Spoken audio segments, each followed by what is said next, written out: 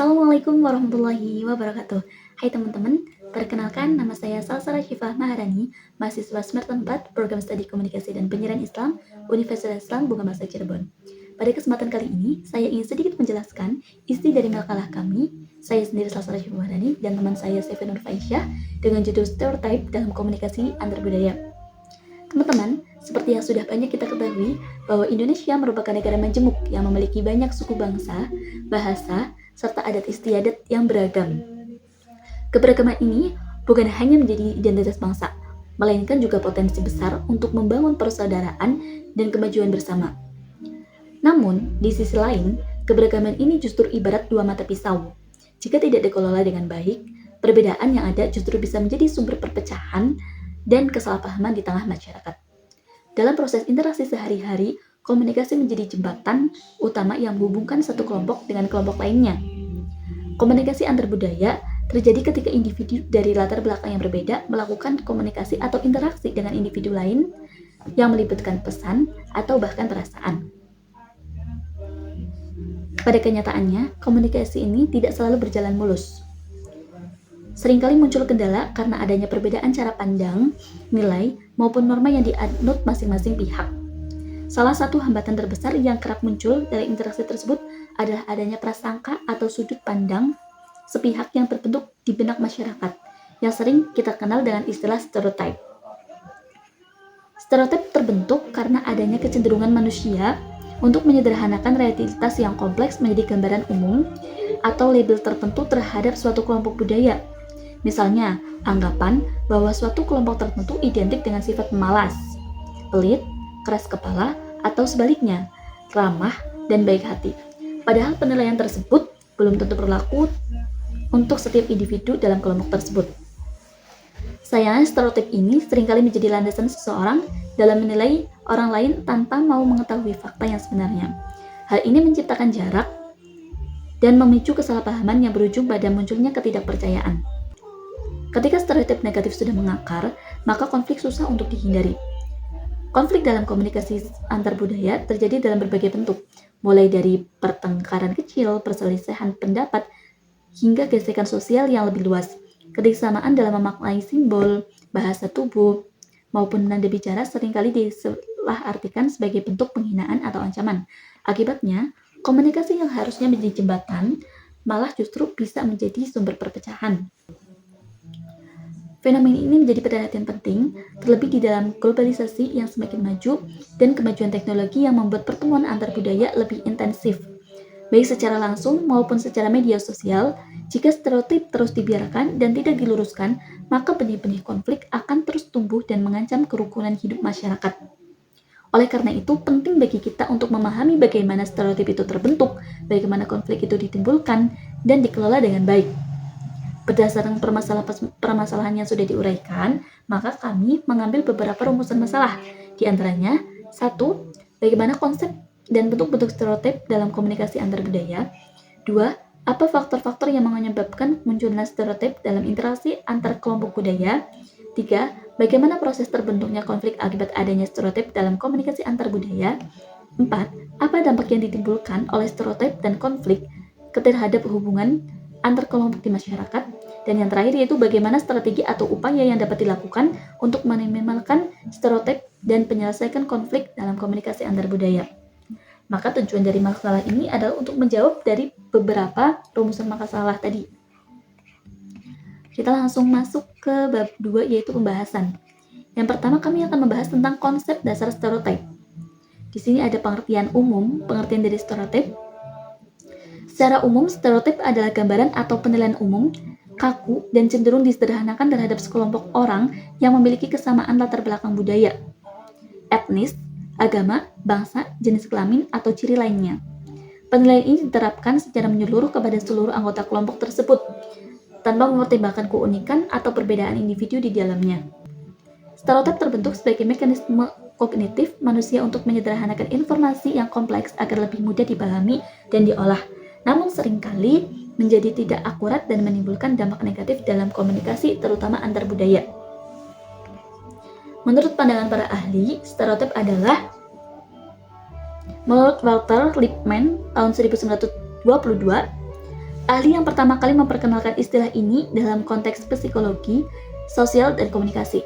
Ia menyebutkan bahwa stereotip adalah gambaran mental yang sudah terbentuk sebelumnya, kaku dan berfungsi sebagai panduan seseorang untuk menafsirkan realitas. Ia menyebutkan sebagai cara ekonomis untuk memahami dunia, namun seringkali tidak sesuai dengan kenyataan yang sebenarnya dan dapat memicu kesalahpahaman. Lalu ada lagi menurut Gordon Allport tahun 1954, yaitu mendefinisikan bahwa stereotip sebagai keyakinan yang dibesar-besarkan dan dikaitkan dengan kategori tertentu. Ia menyatakan bahwa stereotip bisa bersifat positif atau negatif, namun seringkali menjadi dasar terbentuknya prasangka dan diskriminasi jika tidak dikelola dengan baik. Dan yang terakhir yaitu menurut Kamus Besar Bahasa Indonesia tahun 2016, mendefinisikan stereotip sebagai penggambaran tinjauan keyakinan atau penilaian yang kaku, sederhana, serta umumnya tidak akurat mengenai seseorang atau sesuatu, yang seringkali menjadi dasar penilaian sepihak. Selanjutnya, yaitu kita akan mengetahui tentang ciri-ciri stereotip. Ada beberapa ciri-ciri stereotip, diantaranya satu, bersifat menggeneralisasikan. Maksudnya adalah menerapkan satu ciri atau sifat kepada seluruh anggota kelompok tanpa melibatkan perbedaan individu. Yang kedua yaitu kaku dan sulit berubah. Maksudnya adalah meskipun ada bukti atau fakta yang bertentangan, stereotip yang sudah mengakar sulit untuk diubah. Lalu yang selanjutnya memiliki muatan nilai. Dan yang selanjutnya berasal dari persepsi bukan fakta, seringkali terbentuk dari berdasarkan cerita, tradisi, informasi yang tidak lengkap atau pengaruh lingkungan, bukan berdasarkan pengalaman yang mendalam. Yang selanjutnya itu fungsional namun beresiko. Secara alami membantu menyederhanakan pemikiran, namun dalam komunikasi antar budaya bisa menjadi penghambat yang menimbulkan kesalahpahaman dan konflik.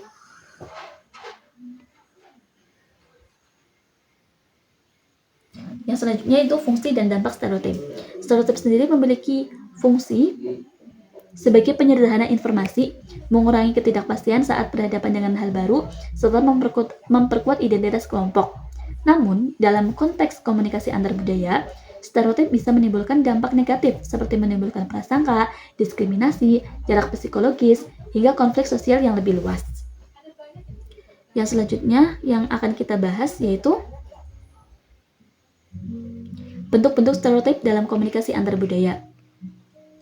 Berdasarkan beberapa sudut pandang, maka stereotip ini terbagi menjadi beberapa bentuk. Yang pertama, berdasarkan sifat penilaian. Ada stereotip positif. Penilaian umum yang mengaitkan kelompok budaya tertentu dengan sifat atau keunggulan yang baik. Meskipun terdengar menguntungkan, bentuk ini tetap berisiko karena menuntut standar tertentu dan mengabaikan keunikan individu. Contohnya, anggapan bahwa orang Jepang sangat disiplin atau orang Bali sangat ramah. Yang kedua yaitu stereotip negatif. Penilaian mengaitkan kelompok tertentu dengan sifat buruk atau kekurangan. Bentuk ini paling sering menimbulkan prasangka dan konflik. Contohnya, anggapan bahwa orang dari daerah tertentu memiliki sifat pemalas atau lainnya. Yang selanjutnya atau yang terakhir yaitu ada stereotip netral. Penilaian yang bersifat deskriptif tanpa muatan baik atau buruk, namun tetap merupakan hasil penggeneralisasian. Contohnya anggapan bahwa orang lain dari daerah pegunungan cenderung berbicara dengan nada yang lebih keras. Lalu selanjutnya berdasarkan objek penelitian. Ada beberapa jenis stereotip. Yang pertama stereotip etnis dan ras. Penilaian-penilaian didasarkan pada asal-usul ciri fisik atau adat istiadat. Yang selanjutnya stereotip kebangsaan, lalu stereotip agama, lalu stereotip berdasarkan wilayah geografis, dan itu menjadi stereotip yang terakhir. Dan selanjutnya berdasarkan ruang lingkup dan kesadaran. Ada beberapa macam stereotip. Yang pertama stereotip individu, yaitu penilaian terbentuk berdasarkan pengalaman atau pandangan pribadi seseorang, belum tentu dianut oleh orang lain. Yang selanjutnya stereotip sosial atau kolektif, yaitu penilaian yang dianut secara meluas oleh masyarakat dan sudah menjadi pandangan umum yang sulit untuk dirubah. Yang selanjutnya ada stereotip eksplisit, yaitu penilaian yang didasarkan dan diungkapkan secara terbuka. Dan yang terakhir yaitu stereotip implisit, penilaian yang ada di alam bawah sadar sehingga tidak disadari, namun memengaruhi perilaku dalam berkomunikasi. Pembahasannya selanjutnya yaitu tentang faktor-faktor penyebab munculnya stereotip dalam komunikasi antar budaya. Ada beberapa faktor-faktor yang menjadi penyebab munculnya stereotip dalam komunikasi antar budaya. Yang pertama ada faktor keluarga. Keluarga adalah lingkungan pertama bagi seorang anak. Alhasil, keluarga juga yang memberikan ilmu dan guru bagi seorang anak. Anak-anak sendiri terkadang menurut kebiasaan orang tuanya, maka dari itu ajaran yang diberikan oleh orang tua dapat memengaruhi kepercayaan anak. Hal ini tentu secara tidak sadar menanamkan stereotip terhadap anak tersebut. Yang selanjutnya yaitu sekolah. Sekolah adalah lingkungan kedua tempat seorang anak belajar dan menghabiskan waktunya. Pada dasarnya, ilmu yang diajarkan di sekolah akan ditiru dan diserap oleh anak-anak. Maka dari itu, seorang pendidik sebaiknya memperhatikan setiap hal yang diajarkan kepada muridnya. Yang selanjutnya yaitu teman sepergaulan. Tidak bisa dipungkiri bahwa pergaulan seseorang bisa memengaruhi stereotip atau cara pandang seseorang. Saat seseorang bergaul dengan orang yang berkepribadian baik, maka orang tersebut juga akan mengikuti pribadinya. Dan pula sebaliknya, ketika anak-anak bergaul dengan orang-orang yang berperingai buruk, maka dirinya pun turut dicap buruk. Yang terakhir yaitu media. Faktor penyebab stereotip selanjutnya yaitu media. Banyak orang yang percaya terhadap media tanpa mencari tahu lebih dalam seputar informasi yang didapatkannya. Hal ini tentu bisa menimbulkan stereotip. Yang selanjutnya itu proses terbentuknya konflik stereotip dalam komunikasi antar budaya. Komunikasi antar budaya adalah komunikasi yang melibatkan peserta komunikasi yang mewakili pribadi, antar pribadi, atau kelompok dengan tekanan pada perbedaan latar belakang kebudayaan yang memengaruhi perilaku komunikasi para pesertanya. Adanya perbedaan latar belakang budaya seringkali mengakibatkan terjadinya perbedaan dalam memaknai suatu peristiwa maupun dalam menanggapi isi pesan. Namun, perbedaan itu tidak berarti ketika etnis Jawa menunjukkan sikap yang menghargai dan menghormati etnis Gayo. Demikian pun sebaliknya, mereka mampu hidup berdampingan secara harmonis serta saling menerima kelebihan dan kekurangan masing-masing. Karakter etnis Jawa sebagai etnis pendatang yang cenderung rendah hati, nerimo, sopan santun, gemar bergotong royong dalam kehidupan masyarakat menjadi daya tarik yang menimbulkan rasa aman dan penerimaan dari etnis Gayo sebagai penduduk setempat. Meskipun dalam beberapa hal, kedua etnis tetap mempertahankan adat budayanya masing-masing. Hal tersebut tidak sampai menimbulkan perasaan etnosentrisme yang menganggap budaya dan etnis lain lebih rendah dari budayanya. Sesungguhnya perbedaan antara etnis di Indonesia justru menjadi kekayaan budaya dan senantiasa perlu ditelaah dan dikelola kunci pemersatunya agar keharmonisan antar etnis senantiasa terjaga dan terpelihara. Keberagaman budaya, agama, dan bahasa dalam Indonesia seringkali menimbulkan konflik. Etnis Tionghoa dan Bugis Makassar, misalnya, sering terkait dengan konflik tersebut. Penyebab utama dalam persoalan ini adalah stereotip dan prasangka yang kuat di antara kedua etnis. Sebenarnya, telah ada usaha-usaha menjalin komunikasi antar budaya untuk mengatasi persoalan tersebut. Usaha ini didasarkan pada anggapan bahwa jika kedua etnis dapat menjalin kontak atau interaksi dengan mengembangkan komunikasi antar budaya yang bermakna, maka kesalahpahaman budaya dapat diminimalkan sebagai upaya untuk mereduksi perilaku stereotip, prasangka, dan etnosentrisme. Ada beberapa tahapan-tahapan atau proses yang secara sistematis. Yang pertama, tahapan kognitif atau kategorisasi sosial. Segala sesuatu dimulai saat kita bertemu dengan orang asing. Otak manusia secara alami melakukan kategorisasi untuk menyederhanakan informasi. Yang kedua, tahap generalisasi, yaitu pembentukan stereotip. Setelah kategorisasi terbentuk, mulai menempelkan label atau sifat tertentu secara umum kepada seluruh anggota kelompok tersebut. Nah, ini yang merupakan tahap pembentukan stereotip. Yang selanjutnya, tahap afektif atau munculnya prasangka. Pada tahap ini, stereotip yang terjadi hanya berupa pikiran, mulai melibatkan perasaan. Dan yang terakhir yaitu evaluasi negatif. Muncul perasaan tidak suka, curiga, dan tidak nyaman terhadap kelompok lain berdasarkan label yang kita buat.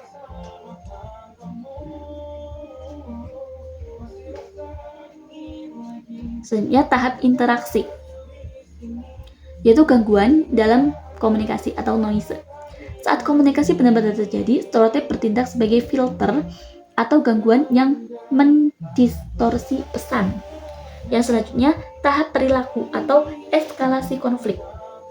Ini adalah titik di mana kesalahpahaman berubah menjadi pertikaian nyata. Adapun beberapa tahapan dalam tahap perilaku, yaitu yang pertama, itu reaksi defensif. Karena merasa dinilai secara tidak adil atau distereotipkan, lawan bicara akan merasa terancam dan memberikan reaksi defensif yang menyerang balik. Yang selanjutnya, diskriminasi. Lalu yang terakhir yaitu siklus umpan balik. Pembahasan yang selanjutnya yaitu dampak yang ditimbulkan oleh stereotip dan konflik terhadap hubungan antar kelompok di masyarakat. Konflik antar kelompok yang dinyatakan dalam berbagai bentuk dan dalam banyak situasi yang berbeda dalam semua masyarakat.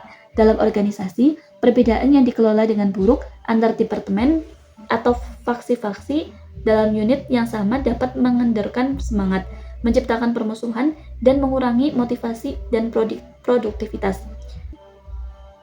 Dalam lingkungan komunitas, perpecahan antar kelompok-kelompok kepentingan pada isu-isu sosial media dan dapat menyebabkan polarisasi dan permusuhan. Sementara konflik intensitas rendah antara kelompok-kelompok etnis, ras, atau agama dinyatakan dalam prasangka, diskriminasi, dan aktivisme sosial untuk mengurangi kesenjangan.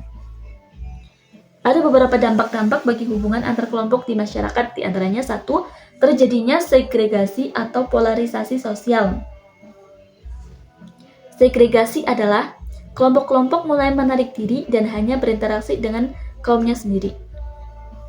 Lalu selanjutnya, munculnya prasangka dan diskriminasi sistematis. Hubungan tidak lagi berdasarkan pada fakta, melainkan pada emosi negatif. Yang selanjutnya yaitu rusaknya modal sosial atau social capital, yang menimbulkan krisis kepercayaan.